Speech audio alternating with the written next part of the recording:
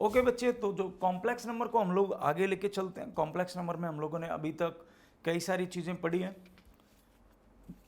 और आज का अभी का जो हमारा पार्ट रहेगा, दिस इज नेक्स्ट वन। ये भी एक क्वेश्चन है, मैं इनफैक्ट इस क्वेश्चन से स्टार्ट करूंगा। जो अभी तक आपने जानकारी ली है उस क्वेश्चन के बेस पर मैं यहाँ से स्टार्ट करूंगा। देखो पॉइंट क्या है बच्चे, अगर कभी भी कोई क्वेश्चन स्टेटमेंट की फॉर्म में दिया हो, जैसा कि मैं आपको पहले भी कई बार बता चुका हूं कि जब भी क्वेश्चन स्टेटमेंट की फॉर्म में दिया हो तो उसमें कांस्टेंट की वैल्यूज को आप अज्यूम कर सकते हो, मर्जी जो वैल्यू आप अज्यूम कर सकते हो। और यहां पर अगर मैं आपसे कहूं कि इस क्वेश्चन की वैल्यू क्या होगी, इस वाले डेटा की वैल्यू क्या होगी, अगर आप बेसिक से सॉल्व करना चाहोगे हो जाएगा, बट थोड़ा सा लेंदी होगा। लेकिन क्यों ना हम जो कांस्टेंट वैल्यूज दिए हैं इनको कुछ भी अज्यूम करके हम वैल्यू निकाल सकते हैं, तो बिल्कुल आप कर सकते हो। इस केस में मैं आप चाहूंगा कि आप ये काम करिए, a बराबर 0 मान लीजिए, b बराबर भी 0 मान लीजिए, और अगर c 0, देखो बच्चे ये ध्यान रखना, इस केस में आप a b और c तीनों को अगर आपने 0 मान लिया तो 0/0 फॉर्म आ जाएगा, जो कि इंडिटरमिनेट टर्म हो जाएगी। और हम लोग कभी भी एजम्पशंस करते वक्त इस टाइप के एजम्पशंस नहीं करते, यानी कि हमको एटलीस्ट c को तो कम से कम 0 नहीं लेना है, तो मैं c को कुछ और ले लेता हूं, 1 मान सकते हैं। And it's completely up to you कि आप क्या डेटा मानना चाहते हो, अजम्पशंस करना चाहते हो, आप एग्जैक्टली वही डेटा अज्यूम कर सकते हो। और इसके साथ आप देखिए यहाँ पे मैं अगर क्वेश्चन की बात कर रहा हूँ इसमें, तो डेटा रखने के बाद आपको सॉल्यूशंस मिलेगा। बेटा a is 0 means this is 0, that is 0 0, b और 0, तो c is 1 means omega square, इसका न्यूमरेटर हमको मिलेगा बेटा ओमेगा स्क्वायर। अब डिनोमिनेटर की बात करते हैं, c इज 1 और a b तो 0 0, तो बेटा तो कैंसिल, तो c is 1 means omega square is केवल यहाँ का, इसका न्यूमरेटर हमें इधर मिलने वाला है, इसका सॉल्यूशन। और प्लस बेटा मैं इसके साथ बात करूंगा तो देखो इसमें exactly b omega, b is 0, a is 0, तो c इज 1, तो ओमेगा स्क्वायर बेटा उधर मिलेगा हमें। और यहां एक और चीज देखिए आप, क्योंकि ये b इज 0, a इज 0, तो c इज 1, मतलब डिवाइडेड बाई ओमेगा यहां पे मिलेगा मुझे। और फाइनल आंसर की ओर चलते हैं हम लोग, किसके इक्वल होगा, तो ये omega square and this is nothing but omega. और ये किसके बराबर होगा बेटा, तो ये -1 के इक्वल होगा, जैसा कि आप प्रॉपर्टी मैंने अभी आपको डिस्कस की थी, 1 प्लस ओमेगा स्क्वायर की जो प्रॉपर्टी होती है वो 0 होता है। और इस प्रॉपर्टी से हम देख सकते हैं बेटा omega square plus omega that will be equal to -1, so the correct answer for this question will be -1। तो ये हम लोग जो अप्रोचेस है हमारी ट्रिकी अप्रोचेस, जिनमें बेसिकली ये अजम्पशन मेथड है, क्रॉस चेक मेथड्स भी कई सारी चीज़ें हम लोग यूज़ करेंगे जो क्वेश्चंस लेंथी होते हैं उनमें टाइम बचाने के लिए। एंड अभी नेक्स्ट पॉइंट पे हम डिस्कस करते हैं बेटा कॉम्प्लेक्स नंबर का बहुत इंपॉर्टेंट पार्ट है, and that is polar form. और इसको आप पोलर फॉर्म या फिर बेसिकली ट्रिग्नोमेट्रिक फॉर्म हम इसको बोल सकते हैं किसी भी कॉम्प्लेक्स नंबर के, ठीक है। तो हम स्टार्ट करते हैं नेक्स्ट वाले पॉइंट पर। इसको ध्रुवीय रूप या पोलर फॉर्म हम किसी भी ट्रिग्नोमेट्रिक फॉर्म में लिखने को ही बोलते हैं, यानी कि कोई कॉम्प्लेक्स नंबर दी है और अगर उसे आप ट्रिग्नोमेट्रिक फॉर्म में लिखते हो तो उसको हम पोलर फॉर्म बोलते हैं। देखो कितना ईजी है, समझते हैं। मैं आपको अभी एक बात कर रहा हूँ कि बेटा एक कॉम्प्लेक्स नंबर है 1/2√3/2 iota, it's a completely complex number. अगर इसको आप एक पोलर फॉर्म में लिख दो, पोलर फॉर्म से मेरा मतलब ट्रिग्नोमेट्रिक फॉर्म में लिख दो, ओके। ट्रिग्नोमेट्रिक फॉर्म में लिखने के लिए बेटा आपको एग्जैक्टली यूज करना होगा, देखो 1/2 मैं बोलना चाहता हूँ cos 60 plus iota sin 60, right, and this is the clearly polar form. Trigonometric form में मैं इसको सेम डेटा को लिख सकता हूँ। सो इस कॉम्प्लेक्स नंबर का ये पोलर फॉर्म है, इट्स वेरी इजी। बट देखो ये कॉन्सेप्ट कब काम नहीं करता बच्चे, अगर कॉम्प्लेक्स नंबर कुछ इस टाइप से हो। अगर मैं आपसे पूछूं बेटा इसके लिए कॉम्प्लेक्स नंबर बता, तो अभी मुझे नहीं पता कि 2 को कॉस की फॉर्म में कैसे लिखा जा सकता या 3 को साइन की फॉर्म में कैसे लिखा जा सकता है डायरेक्टली। तो इसके लिए हम लोग क्या करते हैं, जो पोलर फॉर्म है वो एग्जैक्टली चेंज करने का मेथड क्या है, देखो उसको समझ लेते हैं और लिख लेते हैं। बेसिकली इसका जो स्टैंडर्ड फॉर्म है लिखने का तरीका जो है वो ये कि अगर कोई भी complex number a plus iota b अगर बच्चे दिया हुआ है, इसको आप पोलर फॉर्म में लिखना चाहते हो तो इसकी polar form r cos theta plus iota sine theta होती है, राइट, ठीक है बच्चे।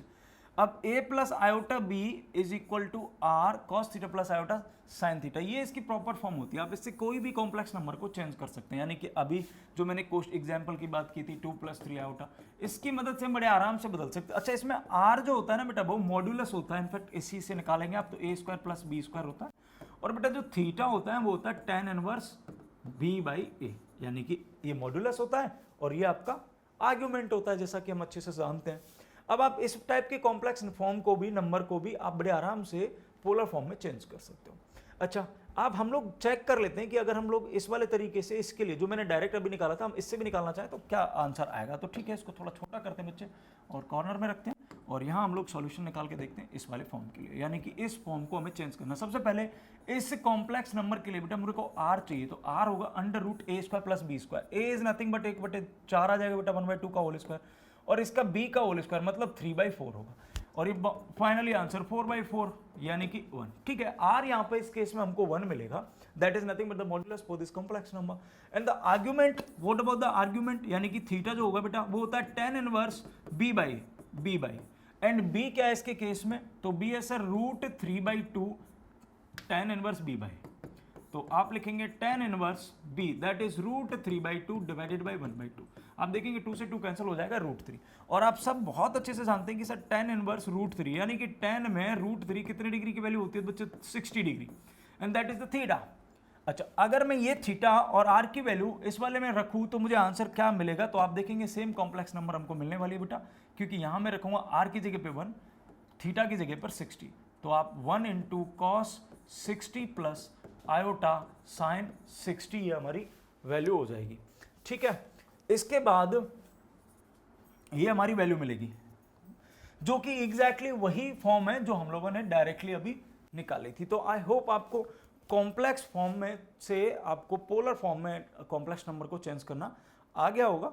और अब हम आगे एक और थ्योरम की बात करने वाले हैं बच्चे, and this is nothing but the De Moivre's theorem. De Moivre's theorem, theorem को बेसिकली आपने प्रमेय के नाम से पढ़ा होगा, प्रमेय बोलते हैं हम थ्योरम को, डी मायवर प्रमेय। डी मायवर प्रमेय का यूजेस क्या है और बेसिकली ये क्या कहती है थ्योरम। देखो बहुत ईजी है, कॉन्सेप्ट को समझने की कोशिश करते हैं। कॉन्सेप्ट क्या है बच्चे कि कहीं पे भी अगर डी मायवर थ्योरम का कॉन्सेप्ट एग्जैक्टली क्या कहता है, देखो एक वही सेम डिट्टो क्वेश्चन में लेके चल रहा हूं, 1/2 प्लस √3/2 आयोटा। मान लो बच्चे ये कॉम्प्लेक्स नंबर है, okay this is the complex number, मैं आपसे बोल रहा हूं कि बेटा इसका मुझे स्क्वायर निकालना, तो इट्स इजी। आप क्या करेंगे अभी बेटा, a प्लस बी का होल स्क्वायर हम अप्लाई कर सकते हैं, और a प्लस बी का होल स्क्वायर अप्लाई करूंगा तो it will be 1/4 plus √3/2 means 3/4, but iota के स्क्वायर की वजह से बेटा नेगेटिव हो जाएगा, राइट, माइनस मिलेगा हमको।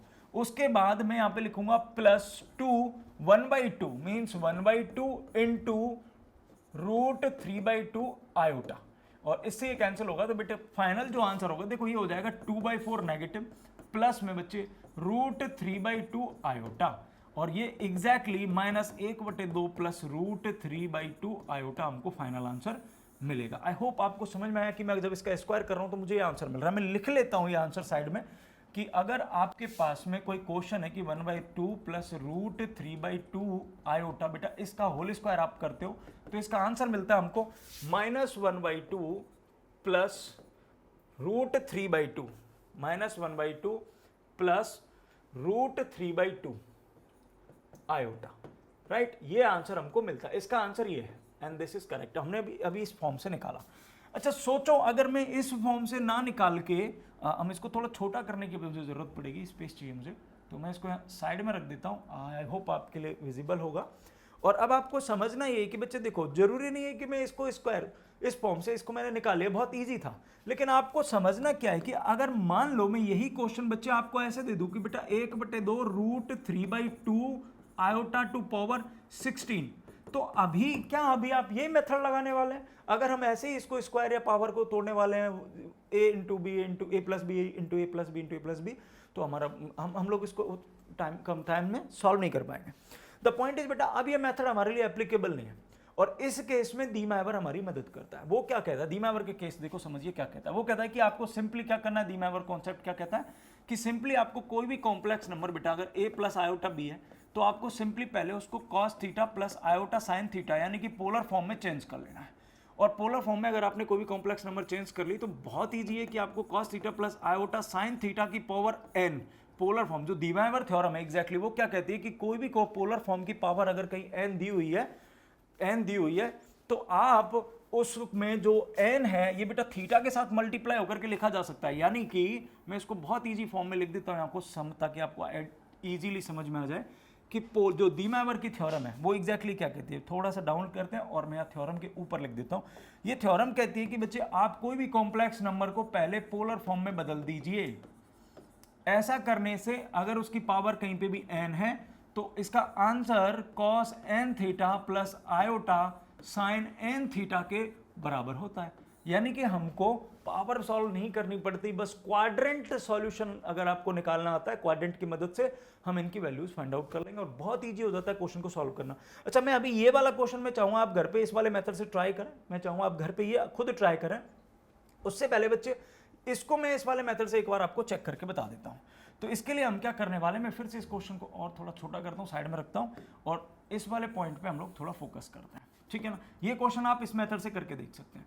मैं चाहता हूं कि इसी क्वेश्चन को दी मैवर की फॉर्म में हम लोग चेक करते हैं। तो बेटा आप जानते हो 1/2 प्लस √3/2, तो इसका जो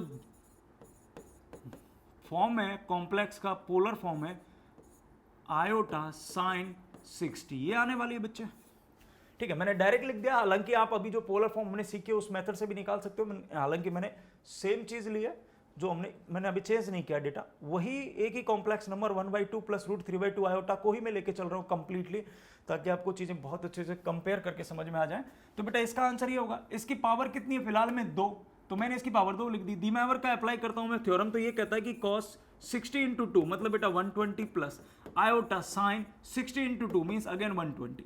और इस केस में बेटा cos 120 आपको क्या निकाल की वैल्यू क्या देगा, नेगेटिव। आपको अगर क्वाड्रेंट निकालना आता है तो अच्छी बात है, नहीं आता तो मैं अभी बता देता हूं। देखो बेसिकली cos 120 को सॉल्व करोगे आप cos 90 प्लस 30, और बेटा ये सेकंड क्वाड्रेंट में जाएगा, cos 90 के साथ तो रेशियो चेंज होगा, it will be sin 30, and जो आपकी वैल्यू है सेकंड क्वाड्रेंट में cos नेगेटिव होगा तो -1/2 आपको वैल्यू मिलेगी, राइट। अच्छा, इसकी वैल्यूज मैं अब यहाँ पे लिख देता हूँ। This is -1/2 plus sin 120 that is √3/2 iota. तो ये आपको फाइनल वही आंसर मिलेगा बच्चे जो हम लोगों ने डायरेक्टली a प्लस बी का होल स्क्वायर अप्लाई करके निकाला था, यानी कि -1/2 प्लस √3/2 आयोटा। ओके, अब पॉइंट ये है कि बच्चे ठीक है, हम लोग अगर देखो अभी तक जो भी सीखे आपको आइडियाज कॉन्सेप्ट समझ में आया, लेकिन हम लोग उससे भी बेहतर कर सकते हैं, क्योंकि मैं आपको ओमेगा के बारे में जानकारी सारी दे चुका हूं, and that is nothing but the cube root of unity. और गाइस अगर आपको ओमेगा की वैल्यूज पता है, मैं एक बार फिर से यहाँ पे ओमेगा की वैल्यूज आपके लिए लिख देता हूं और उसको हम डिस्कस कर लेते हैं, ठीक है ना। एग्जैक्टली यहाँ देखो, हम जानते हैं बच्चे कि ओमेगा जो होता है that is nothing but -1 plus √3 iota divided by 2, and बेटा omega square is -1 minus √3 iota divided by 2। ये आपकी वैल्यूज हैं, ओमेगा और ओमेगा स्क्वायर की वैल्यूज हैं, फाइन। अच्छा देखो, अगर कोई भी क्वेश्चन, इनफैक्ट इस क्वेश्चन की जिसकी मैं बात कर रहा हूं, मैं एग्जैक्टली यही क्वेश्चन ले रहा हूं कि बताइए इसकी वैल्यू क्या होगी, और चाहो तो आप कोई बड़ा क्वेश्चन या एग्जैक्टली यही क्वेश्चन लेकर के हम चल सकते हैं। आप इसको ना, मैंने बोला था कि आप दी मैवर थ्योरम से आप इसको अप्लाई करके ट्राई कीजिए। मैं आपको एक अलग मेथड बताता हूं जिससे आप इसको निकाल सकते हो बहुत ईजी वे में और बहुत क्विकली, जो हमने अभी तक क्वेश्चन से सीखे से बहुत सारे ओमेगा पर बेस्ड।